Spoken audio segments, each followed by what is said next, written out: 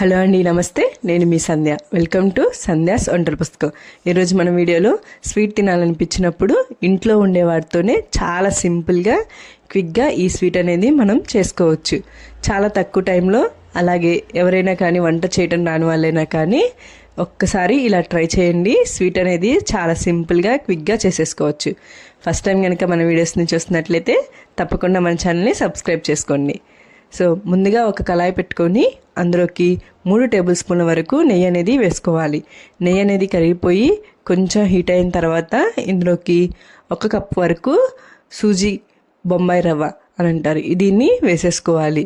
మీరు ఏ కప్తో మెజర్మెంట్స్ తీసుకుంటున్నారో 1 కప్తోనే మెజర్మెంట్స్ తీసుకోండి. ఆ మెజర్మెంట్స్ తీసుకునే కప్తోనే 1 కప్ వరకు మనం సూజీని వేసుకోవాలి. ఇలా బొంబాయి రవ్వ అనేది వేసుకున్న తర్వాత కొంచెం జీడిపప్పు ముక్కల్ని ఇలా సన్నగా కట్ చేసి యాడ్ చేసుకోండి. ఇలా వేసుకొని ఫ్లేమ్ అనేది సిమ్లోనే పెట్టుకొని వీటన్నిటిని లైట్గా గోల్డెన్ కలర్కి వచ్చేంత వరకు మనం బాగా ఫ్రై చేసుకోవాలి. ఇవి ఫ్రై అయ్యేలోపు మనం ముందుగా ఇంకొక స్టవ్ మీద ఒక గిన్నె పెట్టేసుకొని మనం తీసుకున్న 1 కప్ సూజీకి 2 కప్పుల వరకు వాటర్ని తీసుకోవాలి. ఇలా వాటర్ని బాగా మరిగేంత వరకు మనం కాగబెట్టుకోవాలి. ఇలా వాటర్ అనేవి బాగా తెరులుతున్నప్పుడు మనం స్టవ్ అనేది ఆఫ్ చేసుకొని మనం వేపుకున్నటువంటి ఈ బొంబాయి రవ్వలో యాడ్ చేసుకొని ఒకసారి అంతా కలిసిపోయే విధంగా బాగా కలబెట్టుకోవాలి. అంతా కలిసిపోయే విధంగా కలబెట్టుకున్నాక మనం తీసుకున్న 1 కప్కి 1.5 కప్పుల వరకు పంచదార అనేది వేసుకోవాలి. స్వీట్ కనుక ఎక్కువ తింటామనుకుంటే 1 కప్కి 2 కప్పుల వరకు పంచదార వేసుకున్నా సరిపోతుంది.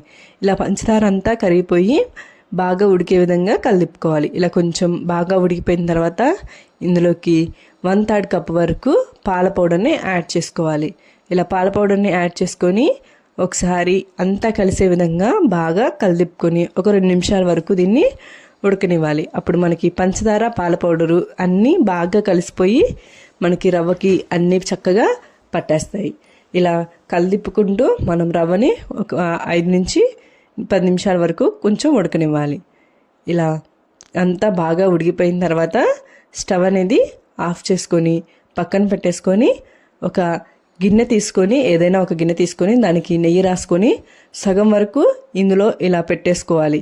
ఇలా పెట్టుకొని ఏదైనా ఒక గిన్నెతో కానీ చేత్తో కానీ ఇలా అదుముకోవాలి. ఇక్కడ నేను చూపిస్తున్న విధంగా ఒక గిన్నె కానీ చేత్తో కానీ గ్యాప్ అనేది లేకుండా ఒకసారి బాగా గట్టిగా ప్రెస్ చేసుకోవాలి. అలా ప్రెస్ చేసుకున్న తర్వాత మిగిలిన సగానికి మీకు ఏదైనా కానీ ఒక ఫుడ్ కలర్ని ఇలా వాటర్ తీసుకొని ఆ వాటర్లో యాడ్ చేసుకొని ఒకసారి పక్కన పెట్టుకున్నటువంటి పిండిలోకి ఫస్ట్ అయితే కొంచెం యాడ్ చేసుకొని బాగా కలిసే విధంగా కలబెట్టుకోవాలి. అలాగే ఇలా చేత్తో కానీ ఇలా గరిటెతో అయినా కానీ కలుపుకోండి. కొంచెం గోరువెచ్చగా ఉన్నప్పుడు మాత్రమే మనం ఇలా చేసుకోవాలి. పూర్తిగా చల్లారిపోతే మనకి కలర్ అనేది అంటుకోదు. ఇలా చేతికి నూనె కానీ నెయ్యిని కానీ రాసుకొని ఇలా కలుపుకుంటూ మిగిలిన కలర్ని కూడా ఇందులో యాడ్ చేసుకొని మనకు కావాల్సినంత కలర్ వరకు ఇలా వేసేసుకుంటూ కలుపుకోవాలి. ఇలా కలుపుకున్న దాన్ని మనం ఇందాక ఆల్రెడీ పెట్టుకున్న దానిపైన ఇలాగా మనం పెట్టేసుకోవాలి. ఇలా హ్యాండ్స్ తోటి చిన్నగా ఒత్తుకుంటూ లేదంటే గిన్నెనైనా ప్రెస్ చేస్తూ తీసుకోవాలి.